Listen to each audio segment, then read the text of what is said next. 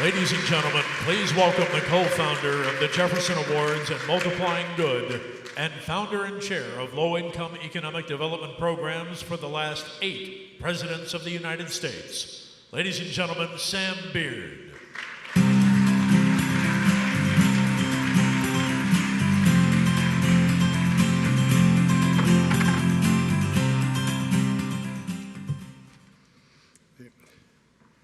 You know,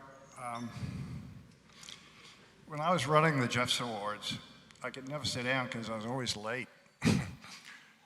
And running around trying to organize things and make sure everything worked perfectly. Now I come and I just cry.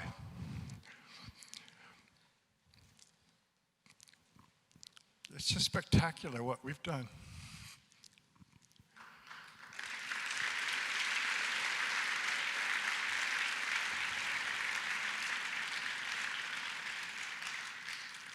So what I want to do tonight is just briefly start a conversation, involve each of you, and I want to talk about 3 things.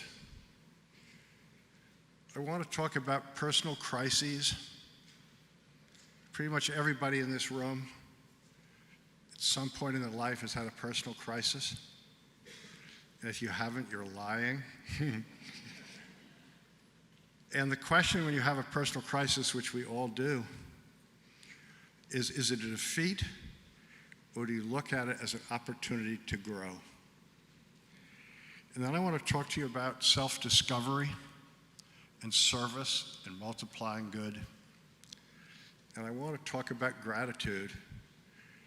We just never say thank you enough. In 2014, I had a personal crisis. At age 75, my income was supposed to stop, and the pension that I had worked all my life to build was not supposed to be mine. And there were lawyers and stress, and I couldn't work. It was terrible. To be thankful, I now want to thank the people who chased me so bitterly because it changed my life. It opened a whole new door. It got me to go inside and explore Sam Beard. And yes, I've had such fun in my life. I have created and then chaired a program for 8 presidents of the United States. I have founded the Jefferson Awards with Jackie Kennedy. I have created more than 10 million jobs in inner cities. But when I explored myself and found different things, I was born into a lucky start birth, a strong family.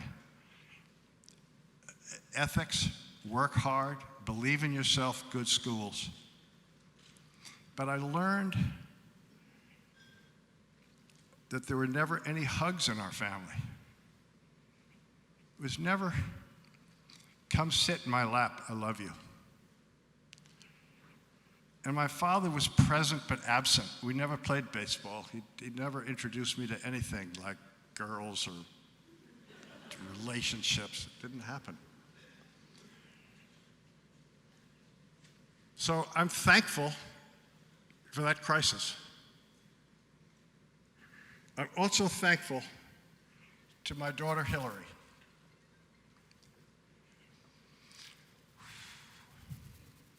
She understood that I was wounded, and she came to run the Jefferson Award. And yes, it was an opportunity for her because she has such a heart, and it was an opportunity to give back and make a difference.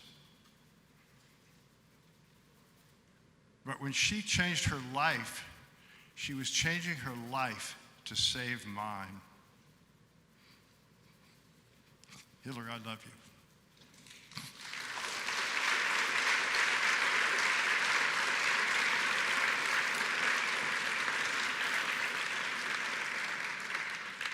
I want to thank you for the opportunity of introducing Morgan Guess. At age 8, Morgan was viciously bullied in school. Viciously bullied in school. And she tried to hide it, and it affected her health. And her beautiful mother and father recognized that and talked about it. No one should be bullied. I'm going to say something pretty stupid. I am thankful that Morgan was bullied, because out of that challenge grew an extraordinary young woman.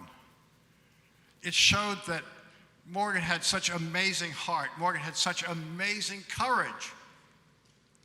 And she is now in her school and her community the place to go to if you're bullied, the place to go to if you're forgotten. And it's not easy.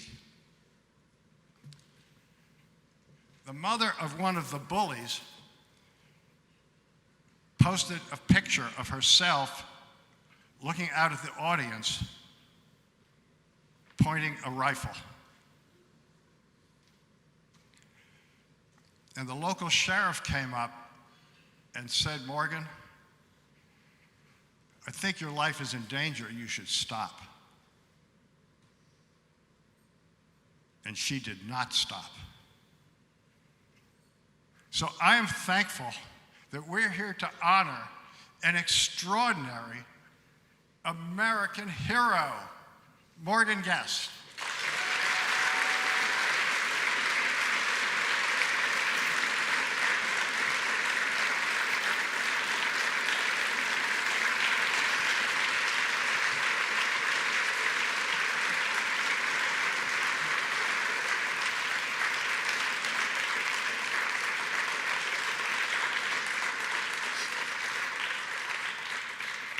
Now, I'm crying too. Anyway, Morgan is now 16, and she's at the starting line, ready to commit 20 years of beauty and energy and imagination to change lives and multiply good. So Morgan, I want you to lift your leg up like you are at a starting line. See if you can keep it up there. This June, I'm going to be 80. And I'm also at the starting line.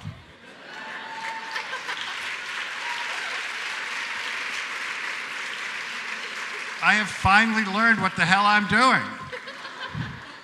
And I dedicate my, we're going to tip over? No, we're not. We didn't tip over.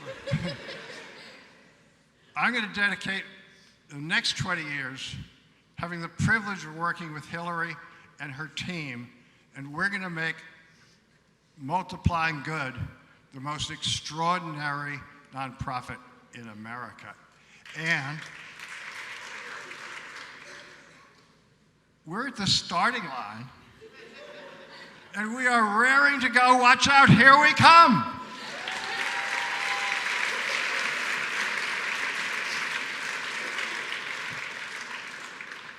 I got to blow my nose.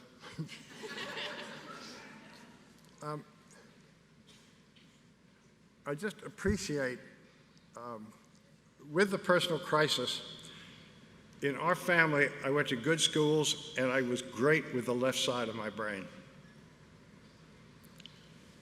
I'm now practicing to operate from my heart. And what I want to say with that is I'm going to do something a little different.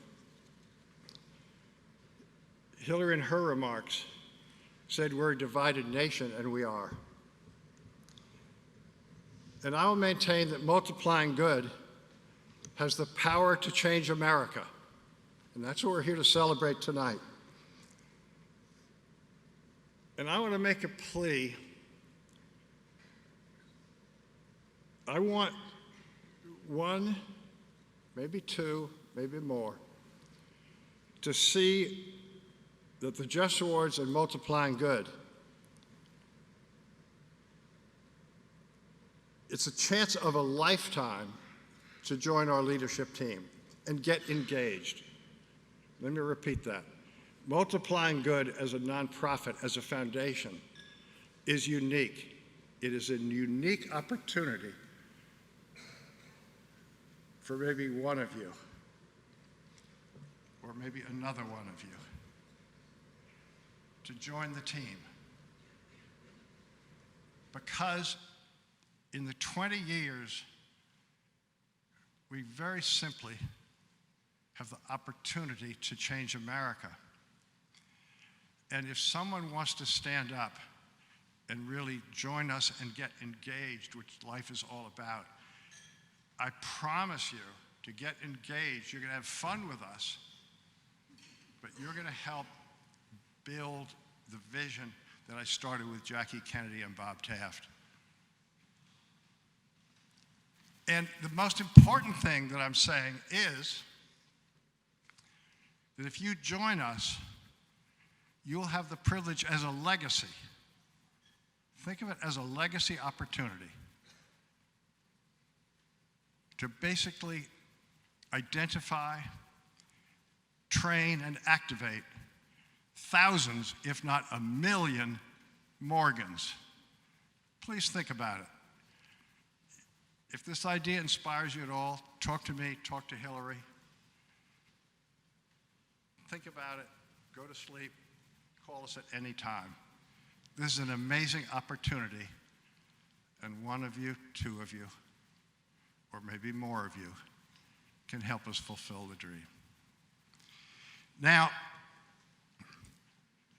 with all that, please welcome an American hero, Morgan Guest, who is going to win the 2019 Jefferson Award for Outstanding Service by an individual 25 years and under.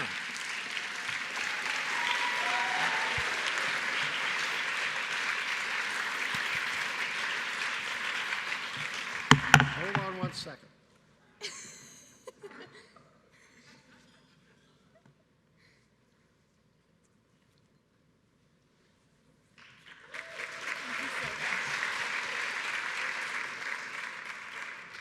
They said get your tissues ready, but I didn't know I was going to cry on stage. First of all, thank you, Jefferson Awards. Thank you, Multiplying Good. This has been an amazing experience, but there's still a lot going on. 13 million kids will be bullied this year. 160,000 kids skipped school today because they were afraid. A teen is bullied every 7 seconds. When I began my work, my state of Kentucky led the nation in teen suicide attempts. Kids who are afraid do not learn. I am one of those kids. 8 years ago, I could have never imagined standing before you here tonight. Instead, I felt afraid and alone.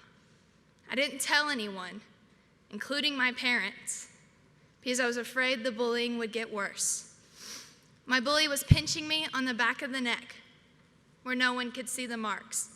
She would pull my hair, hit me, and she called me terrible names. Worst of all, she isolated me from all of my friends. When my pediatrician suggested that I be removed from the school because I was emotionally unsafe there, I was having stomach spasms and panic attacks, and I was diagnosed as clinically depressed as an 8-year-old. I knew I had to do something. My parents told me that bad things are going to happen in life, and they gave me 3 options. They said I could ignore it, I could blame others, or I could be a part of a positive change. I, with the help of my family, chose to make a difference. And when others believe in you, you are going to see beyond your own needs and see the suffering around you. The more I lifted up the issue, the more I heard from kids who felt like no one heard them, that no one believed them, and that no one would help them. The story of my Uncle Mark reminds me of what happened when a child is not helped. Like me, my uncle was bullied when he was 8, but he was bullied by a teacher. I know his story so well. He is sitting in a small classroom. He wants no attention on him, but he has to go to the bathroom. He raises his hand and asks permission. The teacher, without emotion, says only one word: no. He sits in silence and urine streams down his pants. He sits in it all day. He is humiliated, and he struggles for years. Sorry. When he was just 33, he attempted suicide 18 times in 6 months. Most of the time, he would panic and call 911. They would pump his stomach, and a judge would send him to a 72-hour evaluation at a mental hospital 2 hours away. On what would be his last visit to that hospital, he finds a way to lock the door. He takes a sheet from his bed, he removes the ceiling tile, and puts the sheet around his neck. The sheet is too long, so he gets down on his knees, and he hangs himself. He would live for 5 days, but he would never regain consciousness. I tell this story because it's important for all of us to know the impact of our words and of our actions. I'm grateful that my story is full of people who believed me and fought for me. It would be these people that would help me begin a movement toward creating kinder schools and communities. I'm grateful for a growing army of supporters. It started nearly a decade ago with a $7,000 donation from a business owner to help me bring a bullying survivor to speak to 6,000 kids in my school system. People from around the country turned to social media to help us win a contest to bring a free screening of the documentary Bully and its New York City filmmaker Lee Hirsch to my hometown. We buy the Bully educational toolkits for every Kentucky school who will use it. We also convinced our governor to appoint a statewide task force to study the issue, and I was asked to testify before the state legislature for a bill that would finally define bullying. That definition now provides all 640,000 kids in Kentucky public schools to find a pathway for help. And thousands gather on the first Saturday of every August for our kindness walk. Every corner of our community comes together at the start of the school year to commit to lifting up kindness. Students from 9 schools came together to design and paint a kindness mural. A second mural will be added to our downtown next month. But nothing brings me more pride than opening our mental youth health drop-in center. Students from middle school through age 25 can go there to get the support and services they need. Over the years, my story has often been misunderstood. It was never about a teacher, a school, or even a bully. My story is about every one of us. It is about how we treat one another and what we put out in the world. It is about you setting example you want me to follow. And it is about me taking responsibility for how I treat others. Whenever I get weary and tired, God always brings someone to me to remind me that there is more to do. There will always be more to do. But I believe in my generation, and I believe in you. And I promise to be the change I want to see in the world. Thank you, and I hope you will join me in being fearless and kind. Together, we can multiply good. Thank you.